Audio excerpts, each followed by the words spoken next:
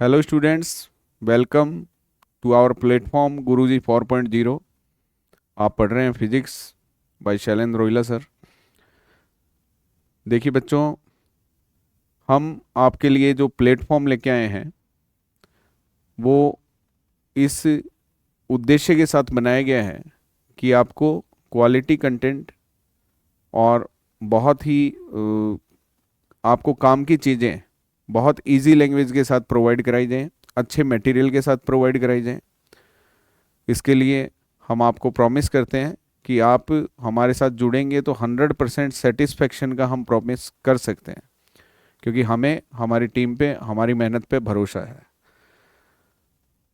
देखिए बच्चों, मैं कुछ हमारे प्लेटफॉर्म के बारे में, जिस प्लेटफॉर्म से हम जुड़े हैं गुरुजी 4.0, बेटा उसके लिए कुछ समरी मैं आपके सामने रखना चाहता हूँ अपनी क्लास शुरू करने से पहले। बेटा जो हमारा अभी क्लासेज आप ले रहे हैं फिजिक्स क्लासेस, तो ये जो कंप्लीट कोर्स प्रोवाइड करा रहे हैं, पहली बात तो आपको साइंस का हर सब्जेक्ट के बारे में हम आपको कोर्स प्रोवाइड कराने वाले हैं। ठीक है, तो फिजिक्स मैं आपको पढ़ा ही रहा हूँ, हमारे टीम में और भी हैं, पर आपको जैसे जैसे आगे बढ़ेंगे तो आपको और भी हमारे जो टीचर्स हैं हमारी टीम में, तो वो भी आपको गाइड करते रहेंगे टाइम टाइम पे। अब देखो बेटा, आपको कुछ ऐसी एडवांटेज, ऐसे कुछ फ़ायदे मैं बताना चाहता हूँ जो आपको इस कोर्स में मिलने वाले हैं, और बहुत ही कम कीमत पे। आप बेटा कोई कोचिंग भी करने जाते हैं, कोई कोचिंग भी आप किसी सब्जेक्ट की करने जाते हैं, तो बेटा वहाँ पे मिनिमम मैं मानता हूँ कि आपके पर मंथ 2,000 से 3,000 से कोई 5,000 भी ले लेते हैं, वो डिपेंड करता है आप किस सिटी में रहते हैं। ठीक है, अगर अपना शहर छोटा है, कम शहर, आपका छोटा शहर है, तो वहाँ पे बेटा वहाँ के हिसाब से आपके मान लीजिए चार्जेस कम हो जाते हैं। कोई अगर मेट्रो सिटी में कोई स्टूडेंट हमको देख रहे हैं, तो वहाँ पे आप देखते हैं कि फिजिकली आप जब जाते हैं तो जितने में हम कोर्स करवा रहे हैं इससे ज़्यादा का तो आप मेरे ख्याल से गाड़ियों में पेट्रोल यूज़ कर लेते हैं। तो बहुत ही कम कीमत पे आपको कोर्स प्रोवाइड कराया जा रहा है अच्छी क्वालिटी के साथ। तो ऑनलाइन प्लेटफॉर्म के फ़ायदे ही फ़ायदे हैं। और यूं हम पब्लिकली बात करते हैं तो अपने को यूं राय देने वाले यूं भी कहते हैं कि ऑनलाइन प्लेटफॉर्म में नुकसान है, बट मैं आपको रियलिटी बताना चाहता हूं कि ऑनलाइन प्लेटफॉर्म की बराबरी आप उससे कंपेयर नहीं कर सकते।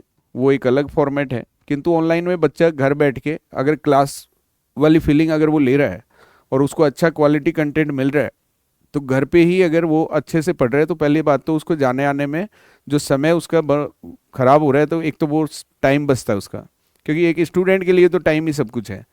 अगर आप टाइम मैनेजमेंट सही लेके चलते हैं तो मैं मानता हूँ कि आपको पढ़ने का समय ज़्यादा मिल जाता है।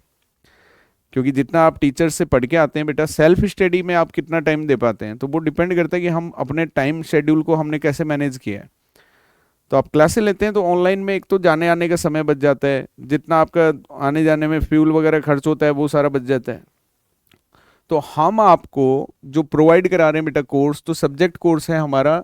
जो शुरुआती कीमत हमने रखी है वो रखी है 999, 1,000 रुपये से भी 1 रुपये कम। 999, 999 में अब मिलने वाला क्या है?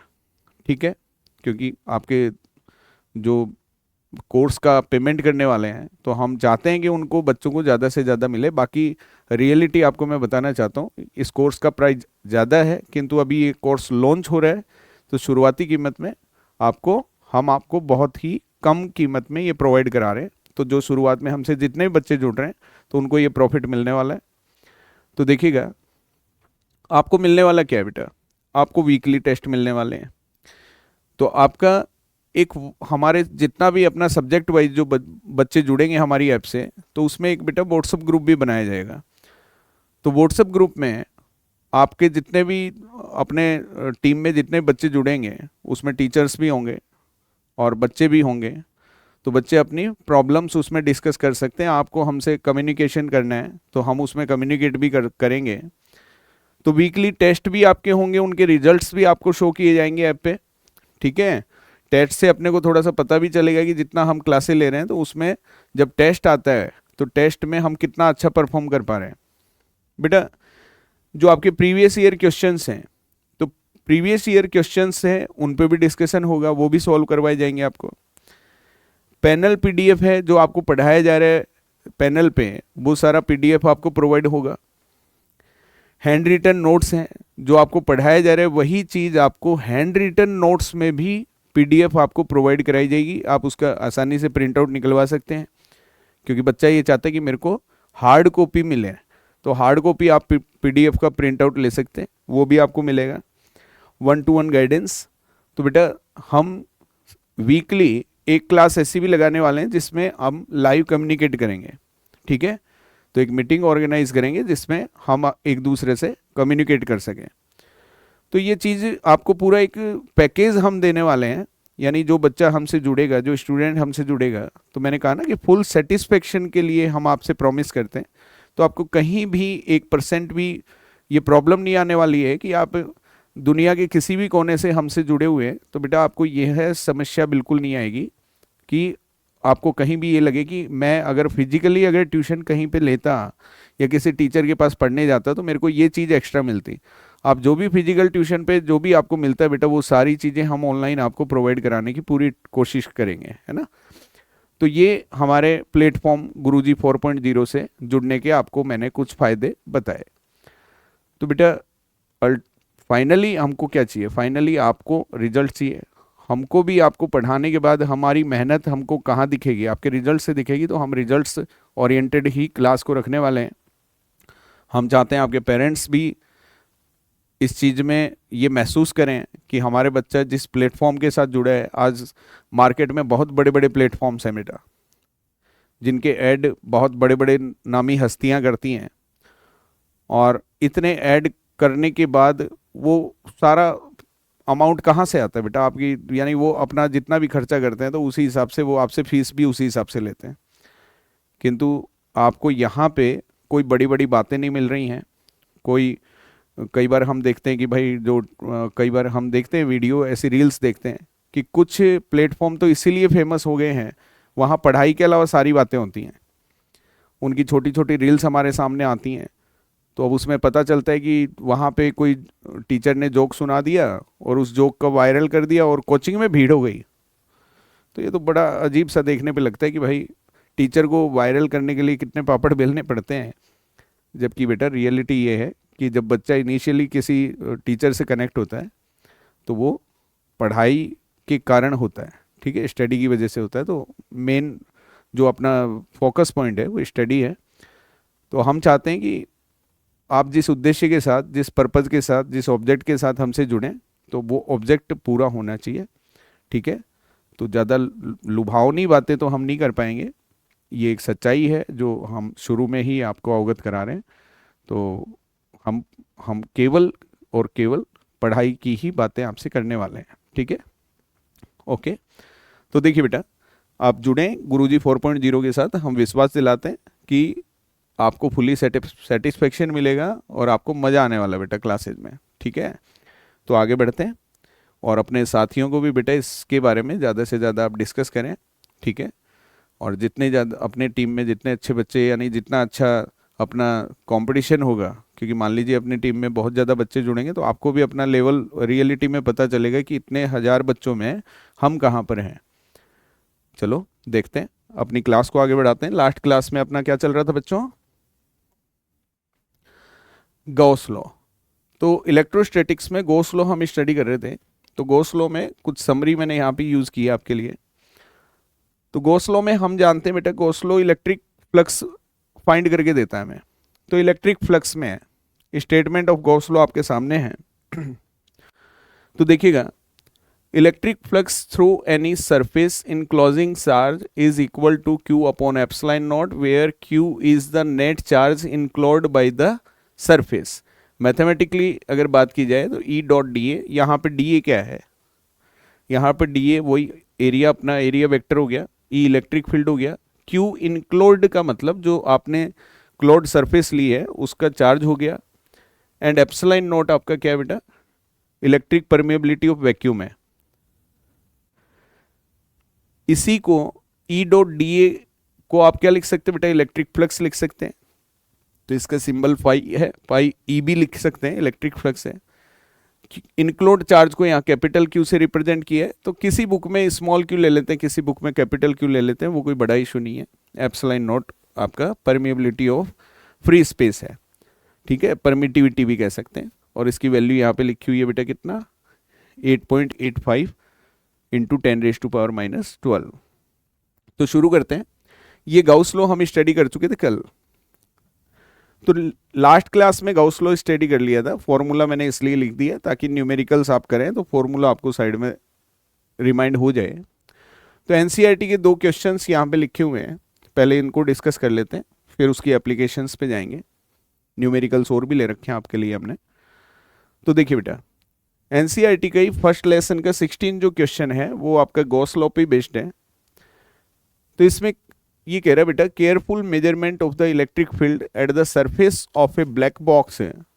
मेन चीज है बेटा कि गॉस लॉ लगेगा कि नहीं।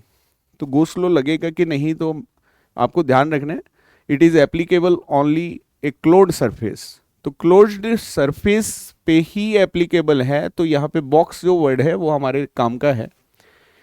Indicates that the net outward flux, outward flux क्या होता है बेटा, जो पॉजिटिव चार्ज अगर है तो पॉजिटिव चार्ज के चारों तरफ कोई सरफेस है तो उस सरफेस से फील्ड लाइन बाहर की तरफ निकलती है, तो वो फील्ड लाइन पॉजिटिव चार्ज की वजह से निकलती है, इसलिए उस फ्लक्स को क्या कहते हैं बेटा, आउटवर्ड फ्लक्स को पॉजिटिव फ्लक्स भी कहते हैं।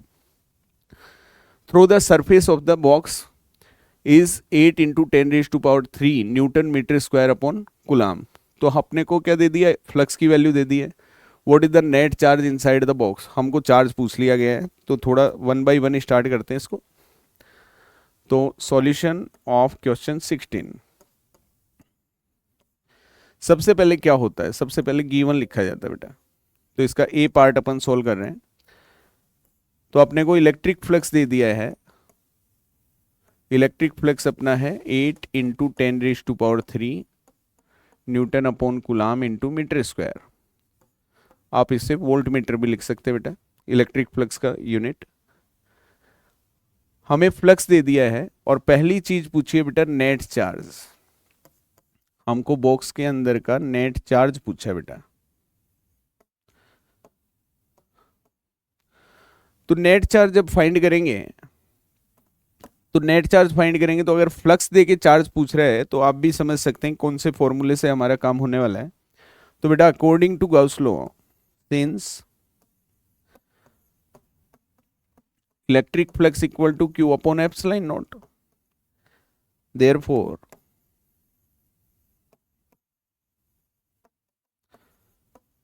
Q equal to phi into epsilon not.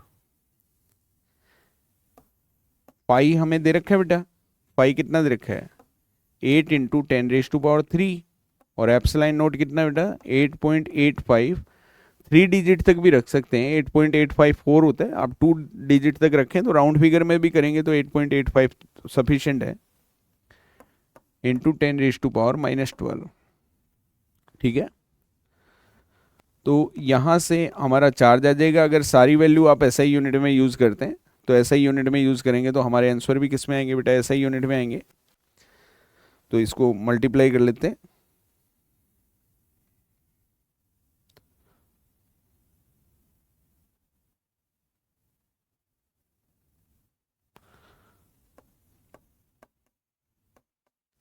देखिए बेटा, मैं बार बार अपने स्टूडेंट्स को कहता हूं कि आप नंबर्स को अलग मल्टीप्लाई कर लें, 10 की पावर को अलग यानी एक साथ लिख दें।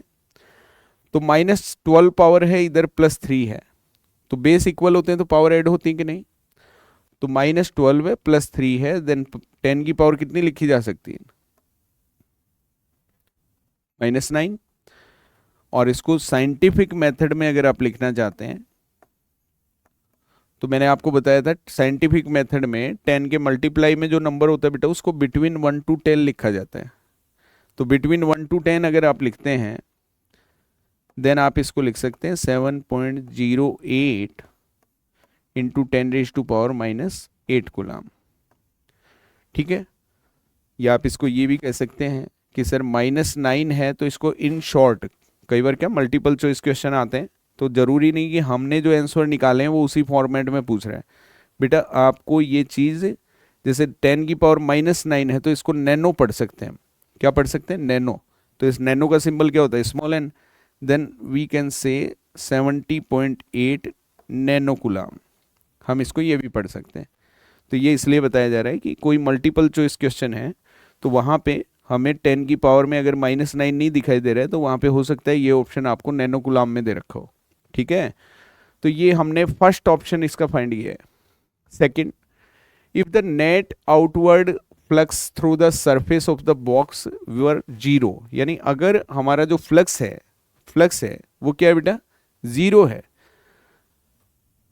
Then could you conclude that, क्या आप ये निश्चित कर सकते हैं there were no charges inside the box, क्या उसके अंदर कोई चार्ज नहीं है? वाई और वाई नॉट? हो भी सकता है या नहीं भी हो सकता, उसके बारे में अपने को अपना कंक्लूजन देना है कि अगर फ्लक्स 0 है देन आपके बॉक्स के अंदर चार्ज है कि नहीं। तो देखिए बेटा, और यहाँ पे ये ध्यान रहे कि आपका जो फ्लक्स था वो कैसा था बेटा? आउटवर्ड फ्लक्स था। तो आउटवर्ड फ्लक्स किसके वजह से हो सकता है? पॉजिटिव चार्ज की वजह से। तो आप देख रहे हैं यहाँ पे चार्ज भी कैसा है? पॉजिटिव है। इसी का बी पार्ट अगर आपको बताएं तो according to the question net flux बता रहा है, सॉरी, तो देखिएगा ये कह रहा है कि अगर आपका बॉक्स से जो आउटवर्ड फ्लक्स है, नेट फ्लक्स है, वो कितना है बेटा? 0 है। जो टोटल फ्लक्स है वो कितना है बेटा? 0 है। टोटल आउटवर्ड फ्लक्स वर 0, तो हमारा टोटल फ्लक्स ये 0 बता रहा है। देन इस कंडीशन में हमको बोल रहे हैं कि अंदर चार्ज है कि नहीं। तो आप ये बताइए, आपने जो क्वेश्चन किया है, बेटा,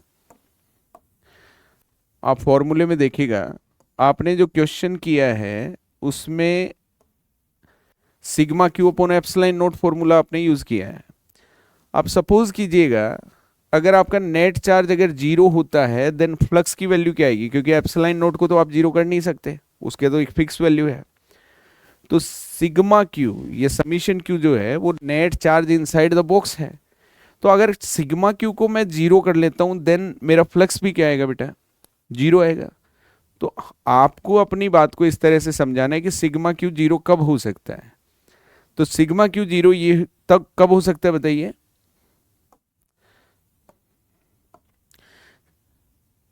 आप ये बताइए, if a dipole inside the box,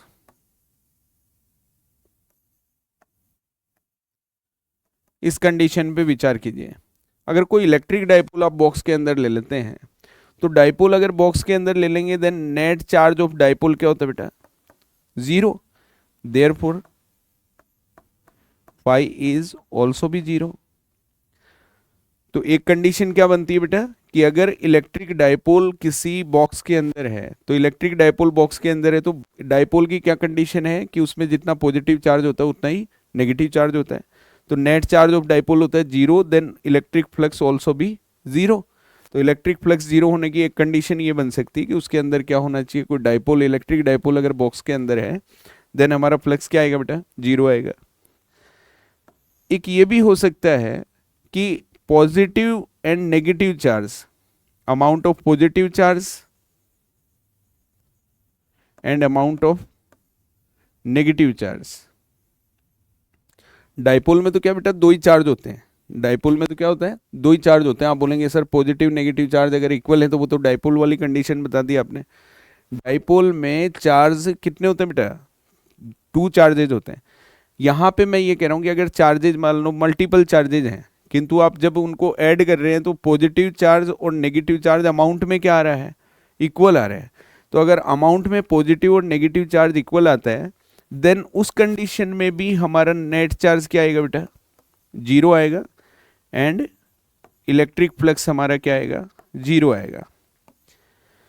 तो क्वेश्चन में आपसे ये पूछना चाह रहा था कि अगर ये फ्लक्स 0 है, अगर बॉक्स से जाने वाला आउटवर्ड फ्लक्स 0 है, तो क्या आप ये कहेंगे कि बॉक्स के अंदर कोई चार्ज नहीं है, या चार्ज हो सकता है तो फ्लक्स कैसे 0 है? तो आपको अपनी बात को समझाना है कि फ्लक्स अगर 0 है तो हो सकता है कि डाइपोल, उसके अंदर एक इलेक्ट्रिक डाइपोल रखा जा सकता है तब भी फ्लक्स 0 आएगा, या हमारे मल्टीपल चार्जेज भी अगर बॉक्स के अंदर हैं और उसमें पॉजिटिव और नेगेटिव चार्ज अमाउंट में इक्वल हैं, देन हमारा नेट चार्ज जीरो होने से तब भी फ्लक्स क्या आएगा, जीरो। और कंडीशन ये भी बनती है कि उसके अंदर चार्ज ही ना हो, कंडीशन ये भी बनती है कि उसके अंदर बॉक्स के अंदर चार्ज ही ना हो, तो चार्ज की एब्सेंस में भी हमारा फ्लक्स क्या रहेगा बेटा, जीरो। तो इसमें दोनों कंडीशन बनती हैं, चार्ज बॉक्स के अंदर हो भी सकता है और नहीं भी। अगर बॉक्स के अंदर है और फिर भी फ्लक्स जीरो है तो उसकी कंडीशन मैंने बता दी आपको। और आप कहें कि बॉक्स के अंदर अगर चार्ज नहीं होगा देन उस कंडीशन में भी हमारा फ्लक्स क्या आएगा बेटा, जीरो आएगा। तो ये तो था आपका क्वेश्चन नंबर 16। क्वेश्चन नंबर 17 जो आप देख पा रहे हैं बेटा, वो भी क्या है आपका, गॉस लॉ पे ही बेस्ड है। तो देखिएगा,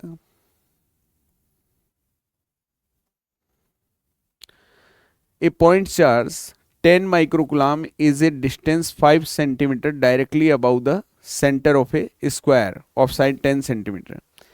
तो जो 17 क्वेश्चन है वो क्या कहना चाह रहे हैं, वो ये कहना चाह रहे हैं कि आपका जो पॉइंट चार्ज है 10 माइक्रोकुलाम, आपका जो पॉइंट चार्ज है 10 माइक्रोकुलाम, वो एक स्क्वायर शीट है, उसकी साइड कितनी है बेटा, 10 सेंटीमीटर है, और ये 5 सेंटीमीटर हाइट पे आपका चार्ज है, और ये चार्ज आपका जो वैल्यू है वो चार्ज की वैल्यू कितनी है बेटा, 10 माइक्रोकुलाम है। क्वेश्चन क्या कहना चाह रहा है कि 10 माइक्रोकुलाम चार्ज है, वो 5 सेंटीमीटर अबाउ यानी ऊपर रखा हुआ है, किसके, सेंटर से ऑफ ए स्क्वायर, एक स्क्वायर साइड के सेंटर से 5 सेंटीमीटर हाइट पे आपका 10 माइक्रोकुलाम चार्ज है। और एक फिगर में वो जस्ट इसके साथ एक फिगर अटैच था जो मैं बना रहा हूं। What is the magnitude of electric flux through the square, इस स्क्वायर से कितना इलेक्ट्रिक फ्लक्स आपका इमर्ज होगा, बाहर निकलेगा, इस स्क्वायर से कितना फ्लक्स पास करेगा, वो फ्लक्स आपको निकालना है। अब मैंने कहा कि ये क्वेश्चन गॉस लॉ से अटैच्ड है या बेस्ड है, तो गॉस लॉ पे लगाने के लिए आपको एक चीज थोड़ी सी ध्यान रखनी है कि इलेक्ट्रोस्टैटिक्स का गॉस लॉ जो है वो ओनली क्लोज्ड सरफेस पे वैलिड है। क्लोज्ड सरफेस पे इलेक्ट्रिक आपका गॉस लॉ जो लगाने वाले हैं वो ओनली क्लोज्ड सरफेस पे ही वैलिड है। तो आप बोलेंगे सर ये स्क्वायर कब से क्लोज होने लग गया, स्क्वायर शीट तो क्लोज सरफेस नहीं है, वो तो ओपन सरफेस है। तो हमको गॉस लॉ लगाने के लिए हमको यहाँ पे क्या इमेजिन करना है, क्योंकि जब तक आप सरफेस को क्लोज नहीं करेंगे तब तक गॉस लॉ एप्लीकेबल नहीं है। तो देखिएगा, आपको क्या करना है बेटा, आपको इस सरफेस को एक क्यूब का एक फेस मानना है। आप इमेजिन करें कि क्यूब में 6 स्क्वायर फेस होते हैं बेटा, क्यूब में क्या होते हैं, 6 स्क्वायर फेस होते हैं। तो यहां पे ध्यान दीजिएगा, क्वेश्चन की लास्ट की एक लाइन पढ़िएगा, हिंट, यानी ये क्वेश्चन में अपने को हिंट भी दे रहे हैं। Think of the square as one face of a cube with edge 10 centimetre. आपको जो स्क्वायर दे रखा है उसको आप एक क्यूब का 10 सेंटीमीटर का एक फेस माने, ठीक है। तो इसका ये जो हिंट अपने को देना चाह रहा है उसको मैं एक्सप्लेन कर देता हूं।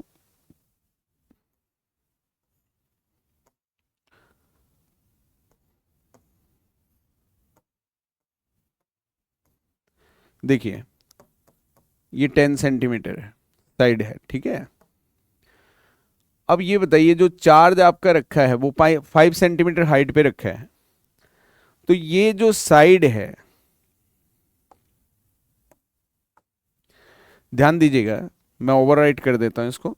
अपना जो स्क्वायर था, अपना जो स्क्वायर शीट था, वो ये कहना चाह रहा है कि आपकी जो स्क्वायर शीट है उसका क्यूब का एक फेस मानिए, उसे उसे क्या मानिए, क्यूब का एक फेस मानिए, ठीक है।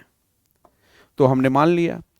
अब इस कंडीशन में इससे जाने वाला फ्लक्स निकालना है, तो आप ध्यान दें, अगर मैं इसको क्यूब का एक फेस मान लेता हूं मेरे स्क्वायर शीट को, देन मेरा चार्ज क्या है, क्यूब के सेंटर में है। मेरा चार्ज क्या बेटा, क्यूब के सेंटर में है। तो क्यूब के सेंटर में तो मेरे को फ्लक्स निकालना है, तो पहले तो क्या पूरे क्यूब से जाने वाला फ्लक्स निकाल लेते हैं, कि गॉस लॉ तो क्लोज्ड सरफेस पे एप्लीकेबल है। तो इस पूरे क्यूब से जाने वाला फ्लक्स गाउस लॉ से हम निकाल सकते हैं, sigma Q upon epsilon not, ठीक है। और आपको ध्यान है बेटा, इसको आप लिख सकते हैं, इसका अदर फॉर्म भी है, और अदर फॉर्म है 4πk इंटू सिग्मा क्यू। आप इसी को अदर फॉर्म में भी लिख सकते हैं, sigma Q upon epsilon note को 4πk इंटू सिग्मा क्यू, क्योंकि वैल्यू तो वही आएगी। के क्या होता है बेटा, 1/4π एप्सिलॉन नोट होता है। तो इससे भी कर सकते हैं, अगर डेसिमल से बचना चाहते हैं तो आप इससे भी निकाल सकते हैं फ्लक्स। तो पूरे क्यूब से जाने वाला फ्लक्स हम निकालते हैं। क्यू हमारे पास कितना है बेटा, 10 माइक्रोकुलाम, जिसको एसआई यूनिट में आप क्या लिखेंगे, 10 इंटू 10⁻⁻6 कुलाम, और हमारा ये आ जाएगा 10⁻⁻5 कुलाम। तो सिग्मा क्यू की वैल्यू कितनी है बेटा, 10⁻⁻5 कुलाम। तो हमने इसको सॉल्व कर लिया, 4 इंटू 3.14, के की वैल्यू आपको पता है बेटा, बड़ी इजी सी है, 9 इंटू 10⁻9, और क्यू की वैल्यू 10⁻⁻5। ठीक है। तो इस कंडीशन में अपना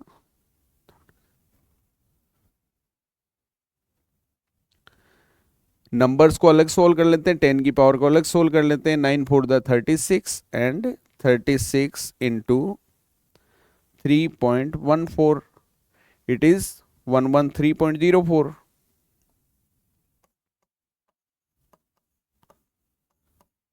टेन की पावर कितनी दिखाई दे रही है बेटा आपको, -5 है, एंड पॉजिटिव पावर कितनी है, 9 है।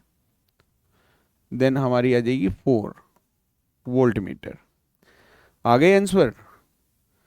जल्दबाजी नहीं करनी है बेटा, आंसर तो आपके आने वाले हैं, बट ये वो आंसर नहीं है जो ये पूछ रहा है।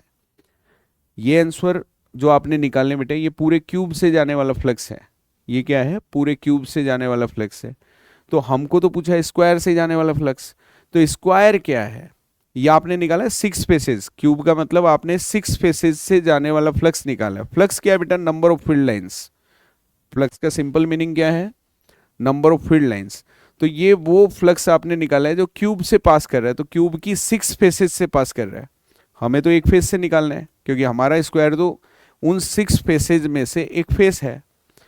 तो हमें अगर सिंगल फेस से जाने वाला फ्लक्स चाहिए, और चार्ज हमारा सेंटर पे, तो इक्वल फील्ड लाइंस पास कर रही हैं सबसे, तो आप क्या करेंगे, स्क्वायर से जाने वाला फ्लक्स अगर आपको निकालना है, तो आप यूं कह दीजिए कि वो स्क्वायर इसका ओनली एक फेस है।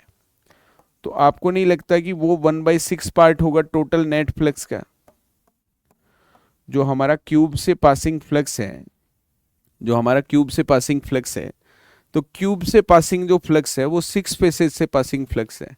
हमको निकालना है एक फेस से पासिंग फ्लक्स। तो हमको क्या करना चाहिए बेटा, उस 6 फेसेस से जो फ्लक्स जा रहा है, तो 1 से कितना जाएगा, 6 से डिवाइड कर देते हैं। तो 6 से डिवाइड करने के बाद नेट फ्लक्स में 113.04 इंटू 10⁻⁴ डिवाइड बाई 6। ठीक है। तो हम क्या कर देंगे बेटा, 6 से डिवाइड कर देंगे। तो यहां पे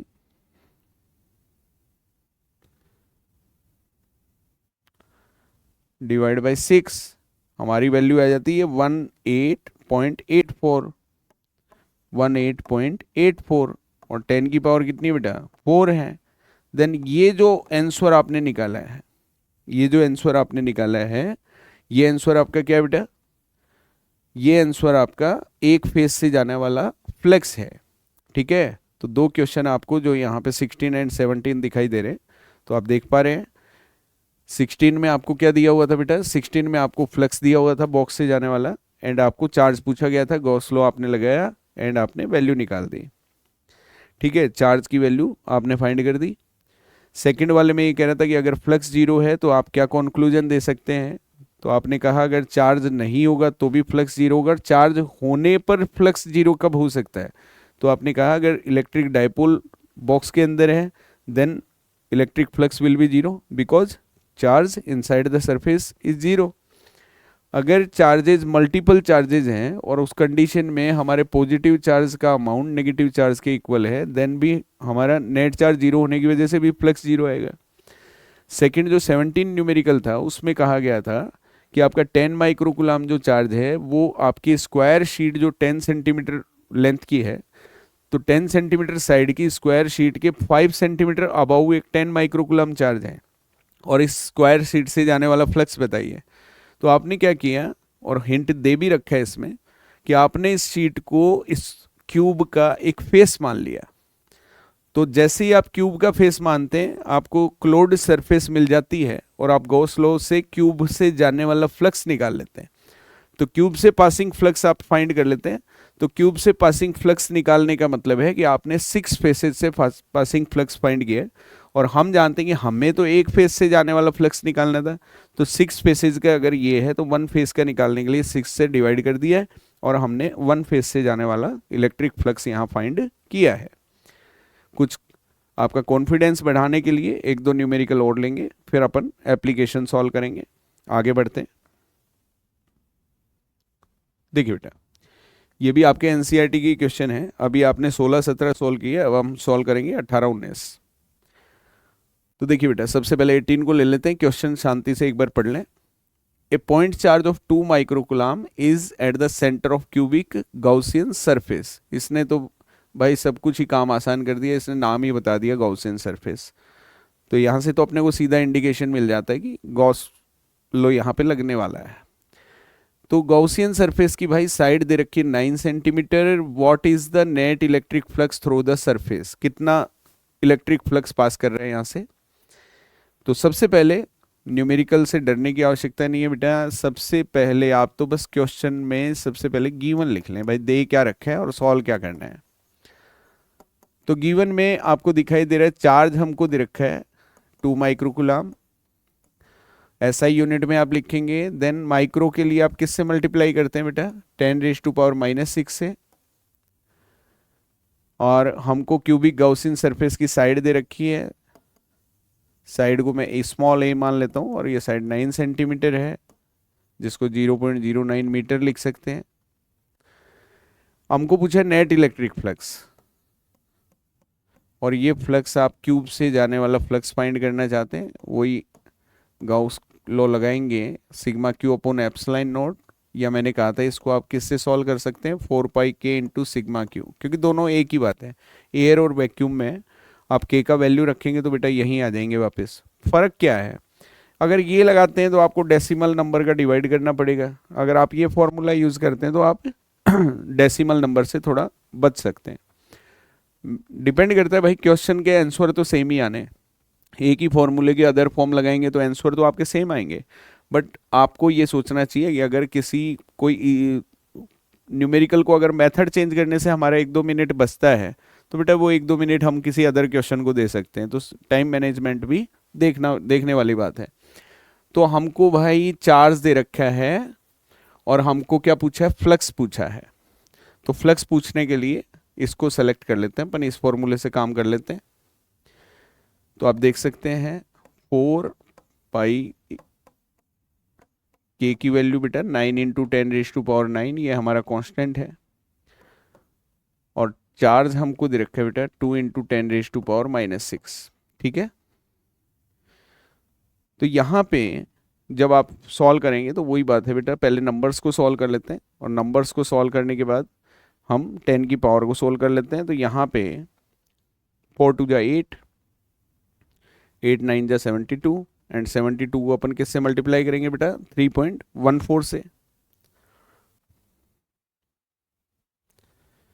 तो देखिएगा 4 को मल्टीप्लाई करेंगे 2 से 8, 8 9 जा 72, 72 को किससे करेंगे बेटा? 3.14 से।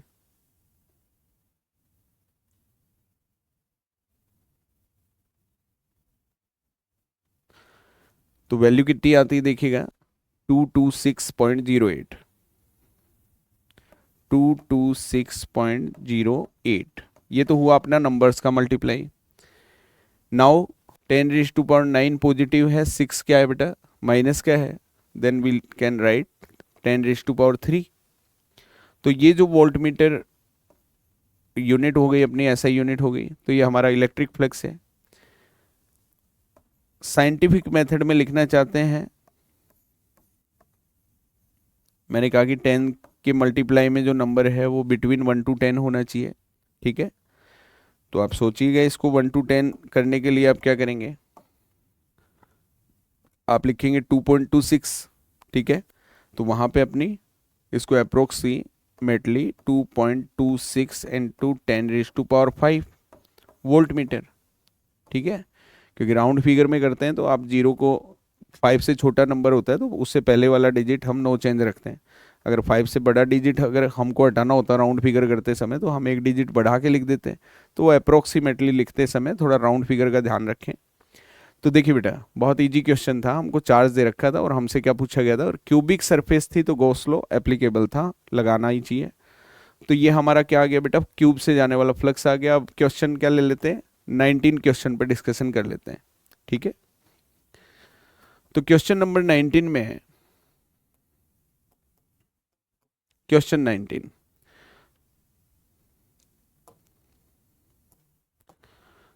ए point charge causes an electric flux of, देखो माइनस साइन यहाँ पे दिखाई दे रहा है बेटा, यहाँ पे आपको माइनस साइन दिखाई दे रहा है।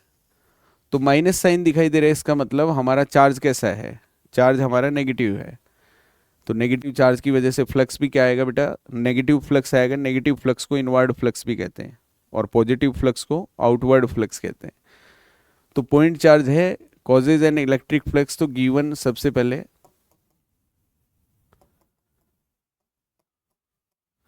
इलेक्ट्रिक फ्लक्स दे रखे बेटा -1 × 10⁻³ न्यूटन पर कुलाम इंटू मीटर स्क्वायर भी लिख सकते हैं, वोल्ट मीटर भी लिख सकते हैं। To pass through a spherical Gaussian surface, एक स्फेरिकल गाउसियन सरफेस ले रखी है, गॉस लॉ वाला तो अपने आप इंडिकेट ही कर देता है। 10 सेंटीमीटर रेडियस, अपने को रेडियस दे रखी है स्फीयर की, तो स्फीयर की रेडियस हमें दे दी 10 सेंटीमीटर और SI यूनिट में हम लिख सकते हैं 0.1 metre. Centred on the charge, अब पहली बात, if the radius of Gaussian surface were doubled, अगर रेडियस को डबल कर दिया जाता है, how much flux would pass through the surface.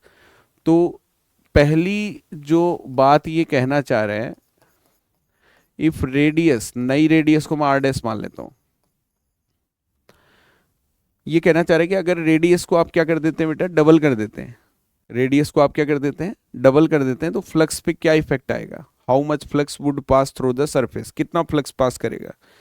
तो आपको मैंने बताया था जब गाउस लॉ से इंपॉर्टेंट पॉइंट्स, हम रिलेटेड पॉइंट्स डिस्कस कर रहे थे, तो मैंने कहा था कि अगर ऐसे काफ़ी क्वेश्चन आते हैं कि रेडियस को डबल कर देते हैं, ट्रिपल कर देते हैं, 1/4 कर देते हैं, हाफ कर देते हैं, 3/4 कर देते हैं, तो बेटा सरफेस शेप्स बदलने से आप जो आपका क्लोज्ड सरफेस है उसको आप चेंज कर देते हैं, तो उससे हमारे फ्लक्स पे कोई इफेक्ट नहीं आता है, क्योंकि हमारा फॉर्मूला हमारे सामने है।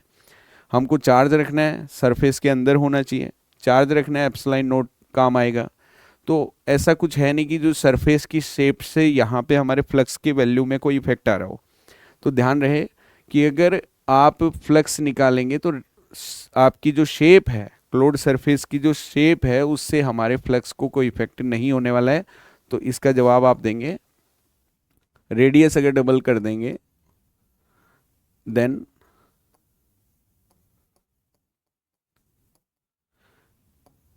Electric flux remains unchanged, electric flux remains unchanged। Second कह रहे हैं बेटा what is the value of point charge, charge की वैल्यू भी बताइए। हमको क्या पूछ रहा है बेटा, चार्ज की वैल्यू भी बताइए। तो चार्ज की वैल्यू निकालेंगे तो according to Gauss law pi equal to sigma Q upon epsilon nought, then sigma Q equal to pi into epsilon nought. तो फाई की वैल्यू अपने को कितनी दे रखी है बेटा, -10⁻³ एंड एप्सिलॉन नॉट की वैल्यू 8.85 इंटू 10⁻⁻12। तो नंबर्स के नाम पे तो अपने पास ओनली 8.85 है, तो 8.85 इंटू 10⁻, तो माइनस की 12 है बेटा, प्लस की 3 है और आगे माइनस साइन है, इसका थोड़ा ध्यान रखें। तो अपना कितना आ जाएगा, माइनस का 9 बचेगा कि नहीं।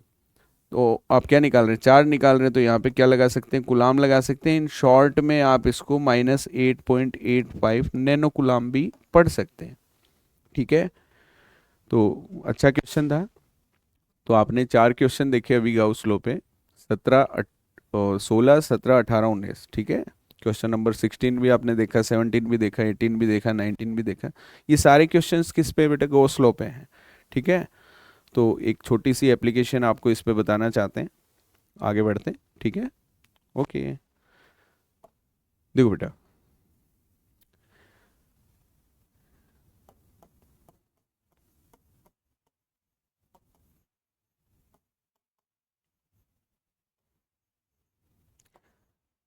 Applications of Gauss law.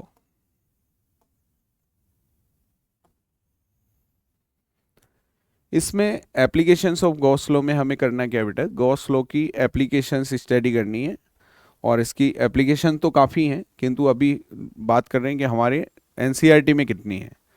क्योंकि हमें बात तो भाई देखो, वैसे तो किसी चीज़ का अपन ये कहें कि भाई कितनी डेरिवेशन है, तो डेरिवेशन तो इस पे पहले सिलेबस में 5 5 डेरिवेशन भी आती थी। अभी फिलहाल जो कोविड के बाद जो आप सिलेबस स्टडी कर रहे हैं, उसमें गॉस लॉ की एप्लीकेशन में 3 एप्लीकेशन आपके पास हैं। सॉरी। देखिए बेटा, तो हमारे पास हमको इलेक्ट्रिक फील्ड फाइंड करना है। इसमें फाइंड क्या करना है बेटा? इलेक्ट्रिक फील्ड फाइंड करना है। और इलेक्ट्रिक फील्ड 3 कंडीशन में निकालेंगे। तीनों में क्या फाइंड करना है? इलेक्ट्रिक फील्ड फाइंड करना है। एक तो बेटा फॉर चार्ज्ड वायर, एक तो आपको चार्ज्ड वायर के लिए इलेक्ट्रिक फील्ड फाइंड करना है। एक आपको इलेक्ट्रिक फील्ड निकालना है चार्ज्ड प्लेट के लिए।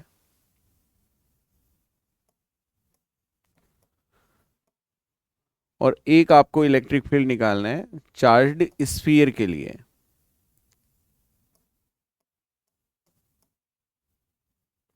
ये 3 एप्लीकेशन हमें पढ़नी है। इलेक्ट्रिक फील्ड निकालना है, इलेक्ट्रिक फील्ड फाइंड करना है, उसको डिराइव करना है। एक हमको निकालना है बेटा चार्ट वायर के लिए, एक निकालना है चार्ट प्लेट के लिए, एक निकालना है चार्ट स्फीयर के लिए। ठीक है, तो 1 बाय 1 सभी को स्टडी करते हैं। सबसे पहले डायग्राम देखते हैं इसका। तो देखिए बेटा, सबसे पहले ध्यान दीजिएगा, सबसे पहले आपका लिखा जाएगा इनफाइनाइटली लॉन्ग चार्ट वायर है, जो मैं डेरिवेशन करा रहा हूँ आपको। First derivation,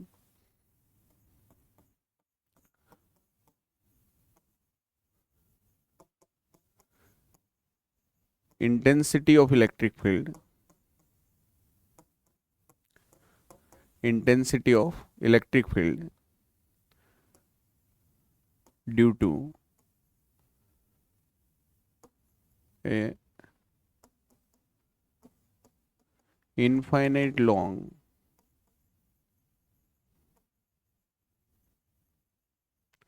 charged wire। ठीक है, इलेक्ट्रिक फील्ड फाइंड करना है, एक इनफाइनाइट लॉन्ग चार्ज वायर है, उसकी वजह से हमको इलेक्ट्रिक फील्ड निकालना है। ठीक है, तो ध्यान दीजिएगा।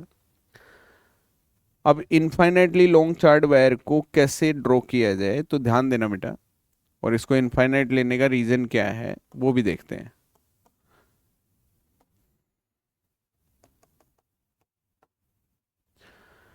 इस पे हम क्या दिखा देते हैं बेटा? इस पे चार्ज दिखा देते हैं। चार्ज तो पूरे वायर पे है, बट इसको हम स्टडी करेंगे बेटा एल लेंथ पे।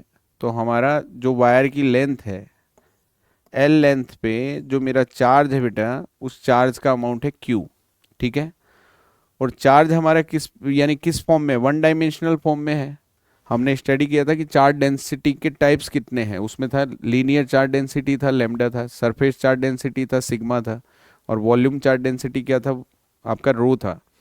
तो यहाँ पे जो चार्ज है बेटा वो लेंथ पे डिस्ट्रीब्यूट है, तो लीनियर चार्ज डेंसिटी लेमडा यहाँ पे यूज होने वाला है। तो लीनियर चार्ज डेंसिटी हमारी कितनी है बेटा? लेमडा है। ठीक है, अब आर डिस्टेंस पे हम ले लेते हैं पॉइंट। आर डिस्टेंस पे हम क्या ले लेते हैं बेटा? पॉइंट ले लेते हैं।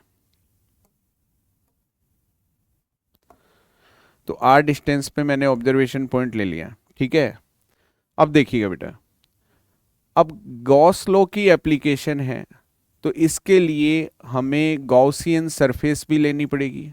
हमें क्या लेनी पड़ेगी बेटा? गॉसियन सरफेस लेनी पड़ेगी।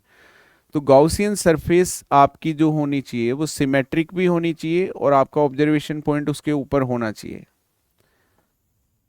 तो आप क्या करते हैं, एक सिलेंड्रिकल सरफेस इमेजिन करते हैं और आपका गाउसियन सरफेस कहेंगे इसे, और आपका ऑब्जर्वेशन पॉइंट इस सरफेस पे होना चाहिए। ठीक है,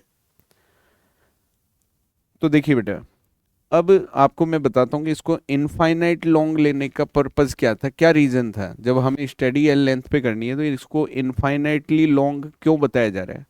इसको इसलिए बताया जा रहा है ताकि ये जो गाउसियन सरफेस आपने लिए बेटा, इसमें इलेक्ट्रिक फील्ड यूनिफॉर्म रहे। इलेक्ट्रिक फील्ड को यूनिफॉर्म रखने के लिए, क्योंकि गाउसियन सरफेस में इलेक्ट्रिक फील्ड क्या होना चाहिए, यूनिफॉर्म। तो इसके ऊपर भी चार्ज है, नीचे भी चार्ज है, तो ये क्या करेगा, फील्ड लाइन को नॉन यूनिफॉर्म इलेक्ट्रिक फील्ड नहीं बनाने देगा। इलेक्ट्रिक फील्ड लाइन बिल्कुल पैरेलल चलेंगी, और पैरेलल चलेंगी तो वहां पे अंदर इलेक्ट्रिक फील्ड आपका क्या रहेगा बेटा, यूनिफॉर्म रहेगा। तो अगर फाइनाइट लेंथ आप ले लेते, अगर फाइनाइट लेंथ आप ले लेते देन क्या होता, उस कंडीशन में आपका इलेक्ट्रिक फील्ड किनारों पर यूनिफॉर्म नहीं रह पाता। जबकि कंडीशन है कि गाउसियन सरफेस में इलेक्ट्रिक फील्ड क्या होना चाहिए, यूनिफॉर्म। इसलिए ध्यान रखना, इसको इनफाइनाइटली लॉन्ग बताया जाता है, इसलिए बताया जाता है ताकि हमारा गाउसियन सरफेस में इलेक्ट्रिक फील्ड क्या रहे, यूनिफॉर्म रहे। तो देखिएगा अब आगे, अब बात करते हैं कि सर गाउसियन सरफेस पे पॉइंट होना चाहिए। तो गाउसियन सरफेस पे पॉइंट आपने बीच वाली सरफेस पे ले लिया है, आप ऊपर वाली सरफेस पे भी ले सकते हैं, नीचे वाली सरफेस पे भी ले सकते हैं। तो चलो लेके देखते हैं। तो बेटा पॉइंट आपका ऊपर वाली सरफेस पे भी हो सकता है, पॉइंट अपना नीचे वाली सरफेस पे भी हो सकता है।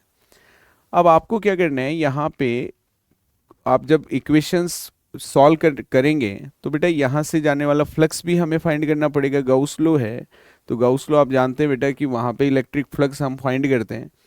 तो फ्लक्स के लिए आपको स्मॉल एरिया भी यहाँ पे दिखाना चाहिए।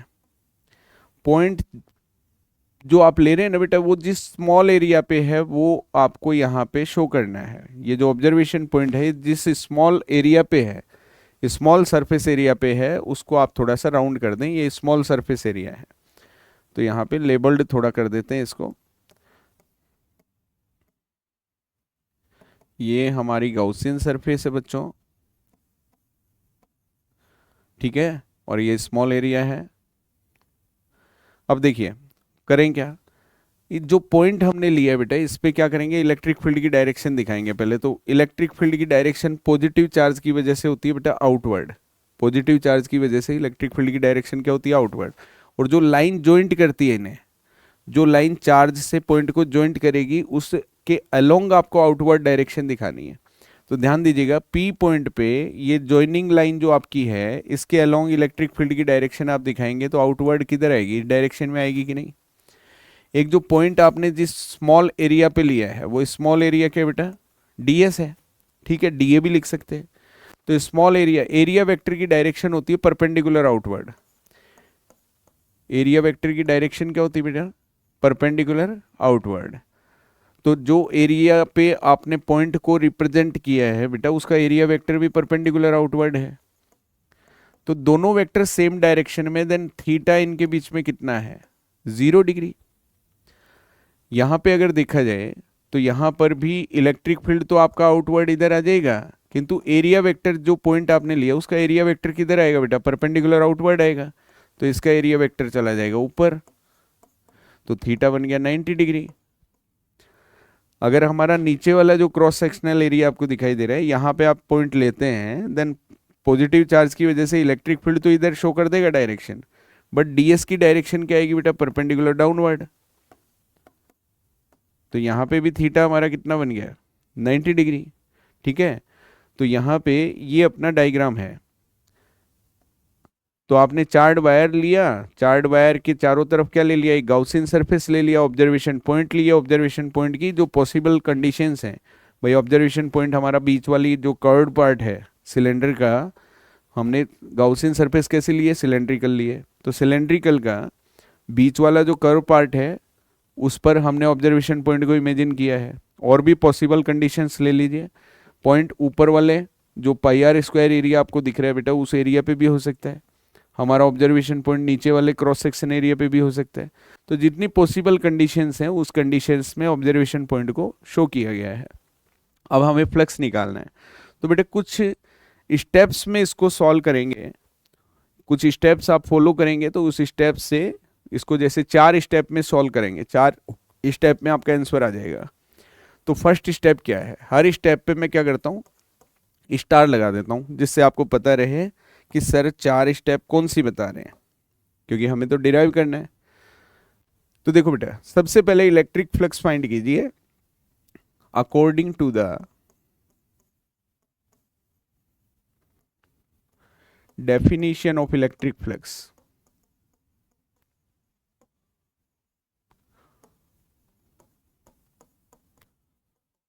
According to the definition of electric flux. तो इलेक्ट्रिक फ्लक्स की डेफिनेशन हमें ये कहती है कि इलेक्ट्रिक फ्लक्स हम निकाल सकते हैं ई डॉट डी एस से, ई डॉट डी एस से। किंतु पूरी सरफेस का आप इलेक्ट्रिक फ्लक्स फाइंड करना चाहते हैं, देन हम क्या करते हैं बेटा, सरफेस को 3 भागों में डिवाइड कर लेते हैं। बीच वाला जो कर्व पार्ट है उसको सरफेस मान लेते हैं S1, जो ऊपर वाला आपको जो सर्कुलर पार्ट दिख रहा है उसको मान लेते हैं सरफेस S2, जो नीचे वाला सर्कुलर पार्ट दिख रहा है उसको हम मान लेते हैं सरफेस S3। ठीक है, तो 1 बाई 1 हम सबके लिए इलेक्ट्रिक फ्लक्स फाइंड कर देते हैं। तो सरफेस S1 के लिए हमने फ्लक्स लिखा है, सरफेस S2 के लिए फ्लक्स लिख देते हैं बेटा, एंड सरफेस S3 के लिए भी हमने फ्लक्स लिख दिया है। आप जानते हैं बेटा फ्लक्स क्या है, इलेक्ट्रिक फील्ड और सरफेस एरिया का स्केलर प्रोडक्ट है। अब ई डॉट डी एस को आप लिखेंगे E D S cos theta. अब E D S cos theta जब लिखें, देन आप थीटा पे थोड़ा ध्यान रखें कि आपने जिस सरफेस को जहाँ पे लिया है उसमें ई और डी एस का थीटा क्या चल रहा है। जैसे S1 हमने इसको लिया, S1 में ई और डी एस का बीच का एंगल कितना है बेटा, 0 डिग्री। S2 में ई एंड डी एस के बीच का एंगल कितना है, 90 डिग्री। S3 में ई और डी एस के बीच का एंगल कितना है, 90 डिग्री।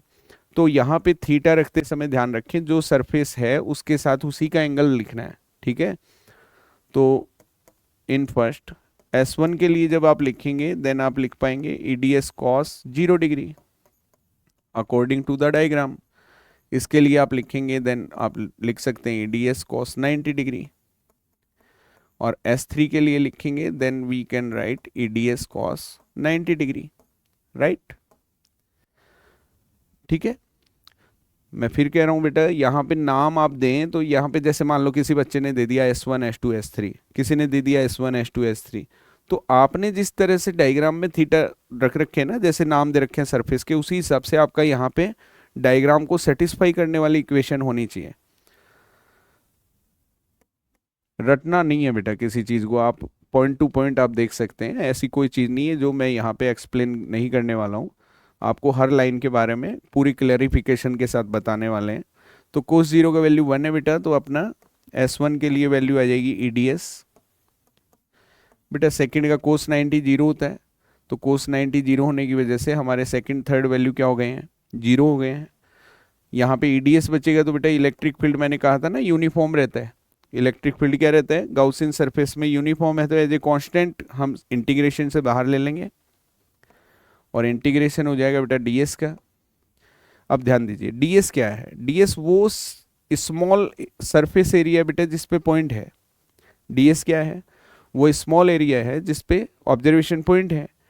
तो छोटा सा एरिया डीएस है, देन कंप्लीट एरिया कितना है। आप जानते हैं ज्योमेट्री में सिलेंडर का जो कर्व्ड पार्ट का एरिया होता है बेटा वो 2πRh होता है।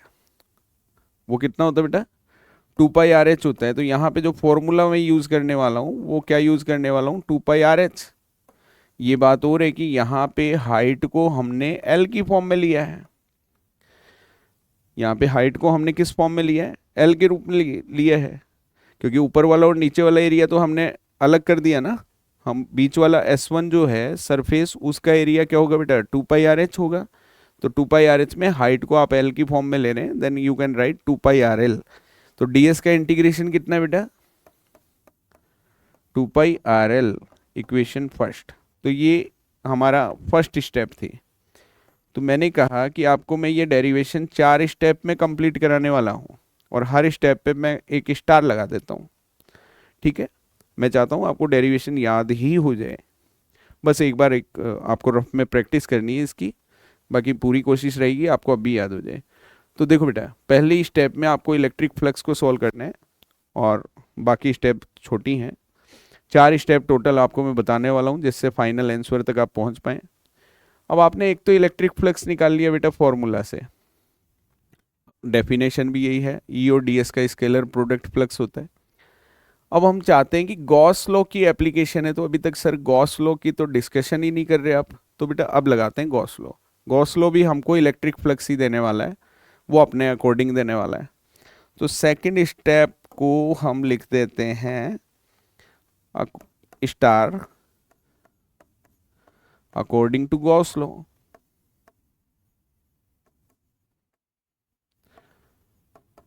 तो गॉस लॉ से इलेक्ट्रिक फ्लक्स आप लिख सकते हैं बेटा Q upon epsilon nought, equation number second, because sigma Q equal to, sigma Q क्या होता है बताइए, सिग्मा Q क्या होता है बेटा, गॉस लॉ में सिग्मा Q होता है जो क्लॉड सरफेस आप ले रहे हैं उसके अंदर का चार्ज।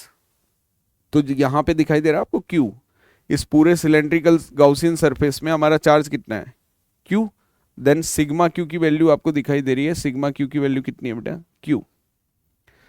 तो ये गॉस लॉ के अकॉर्डिंग हमने फ्लक्स की वैल्यू लिख दी, ठीक है। एंड मैंने कहा था कि टोटल हम क्या करते हैं बेटा, 4 स्टेप में इसको सॉल्व करना चाहते हैं, थर्ड स्टेप हमारी चल रही है। तो देखिएगा, फर्स्ट स्टेप में इलेक्ट्रिक फ्लक्स से आपने फाई निकाल लिया, सेकंड में गाउस लॉ से आपने फाई लिख लिया, बट यहाँ पे हम चाहते हैं कि चार्ज की वैल्यू हम फाइंड करना चाहते हैं। तो चार्ज की वैल्यू के लिए आप चार्ज डेंसिटी लेंगे, कौन सी लेंगे, लैम्डा सिग्मा रो, तो linear charge density lambda use करेंगे। देन हियर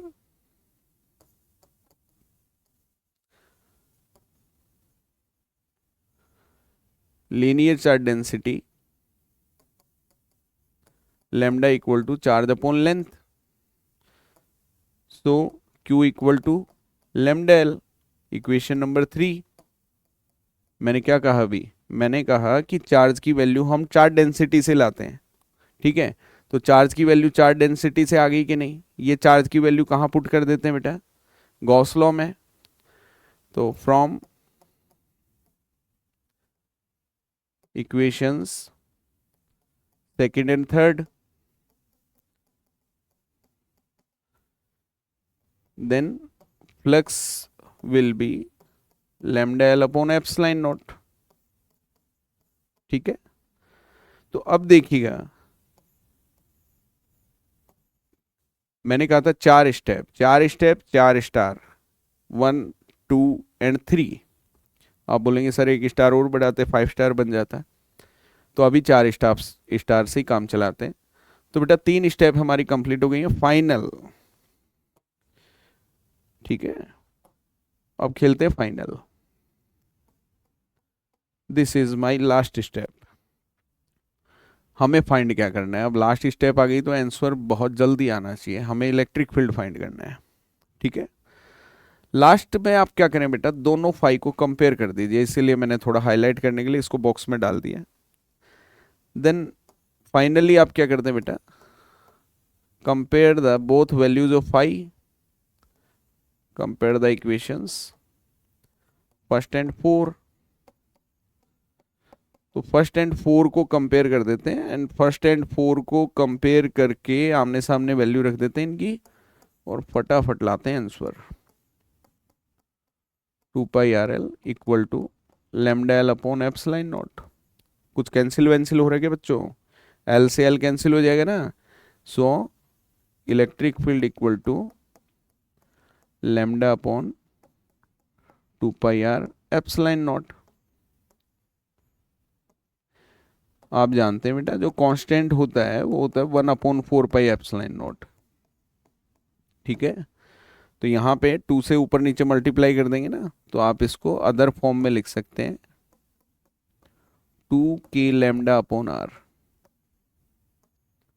और ये ध्यान रहे जो वायर का इलेक्ट्रिक फील्ड है वो आर के क्या बेटा इनवर्सली प्रोपोर्शनल, जो वायर का इलेक्ट्रिक फील्ड है वो क्या है आर के डिस्टेंस के क्या बेटा इनवर्सली प्रोपोर्शनल। तो ये था अपना गाउस लॉ का पहला एप्लीकेशन था बेटा, जिसमें हमने चार्ड वायर की वजह से इलेक्ट्रिक फील्ड फाइंड किया है। जो फाइनल फॉर्मूला हमारा क्या है, दो फॉर्म है इसकी, lambda upon 2 pi r epsilon not भी है, और इसकी शॉर्ट फॉर्म क्या बनती है बेटा, 2 k लैम्डा अपॉन r। अगर आप इसका कोई न्यूमेरिकल करना चाहते हैं तो आपको नीचे वाला फॉर्मूला याद रखना चाहिए। तो इसमें टोटल 4 स्टेप से आपको ये डेरिवेशन में आपको बताया गया कि आंसर आप फाइंड बहुत इजीली कर सकते हैं। आप डेरिवेशन को क्या करें बेटा, डेरिवेशन को आप छोटे छोटे टुकड़ों में बांट लें। आप पूरी डेरिवेशन को एक साथ याद करें तो ज़्यादा अच्छा रहेगा कि आप डेरिवेशन को छोटे छोटे पार्ट में डिवाइड कर दें, ठीक है। तो छोटे छोटे पार्ट में आप डेरिवेशन को डिवाइड करेंगे तो उससे क्या होगा कि हम याद बहुत इजीली रख पाएंगे और लंबे समय तक याद रखेंगे। हम क्या चाहते हैं बेटा, हम चाहते हैं कि किसी भी चीज़ को हम जब पढ़ते हैं और अगर हमारे समझ में आ जाती है, देन वो चीज़ हमें क्या रहनी चाहिए, वो पूरे साल याद रहनी चाहिए। तो आप जो डेरिवेशन देख रहे हैं, गॉस लॉ की एप्लीकेशन देख रहे हैं, उसमें मैंने कहा आप पूरे को एक साथ याद करने की बजाय आप क्या करें, आप इसको 4 टुकड़ों में बांट लें। पहले आपने इलेक्ट्रिक फ्लक्स निकाला बेटा, सबसे पहले डायग्राम को समझना चाहिए। आपने इलेक्ट्रिक फ्लक्स फाइंड किया, इलेक्ट्रिक फ्लक्स के बाद गाउस लॉ से आपने इलेक्ट्रिक फ्लक्स लिखा, जो क्यू की वैल्यू थी आपने चार्ज डेंसिटी से क्यू का वैल्यू फाइंड किया, और चार्ज डेंसिटी से क्यू की वैल्यू फाइंड करने के बाद आपने दोनों फाई को कंपेयर करके और आपने इलेक्ट्रिक फील्ड की इंटेंसिटी निकाल दी। तो इस तरह से हम किसी भी डेरिवेशन को बहुत इजीली फाइंड कर सकते हैं, डिराइव कर सकते हैं। और बेटा आपको डेरिवेशन में बिल्कुल भी 1% भी प्रॉब्लम नहीं आने वाली है। नेक्स्ट क्लास में हम डिस्कस करेंगे गाउस लॉ की जो रिमेनिंग टू डेरिवेशंस हैं उनको डिस्कस करेंगे, एक चार्ज प्लेट के लिए, एक चार्ज कंडक्टिंग स्फीयर के लिए, ठीक है। आशा करता हूँ आपको मज़ा आएगा क्लास में, और इसको थोड़ा रिवाइज करना, ठीक है। मिलते हैं नेक्स्ट क्लास में।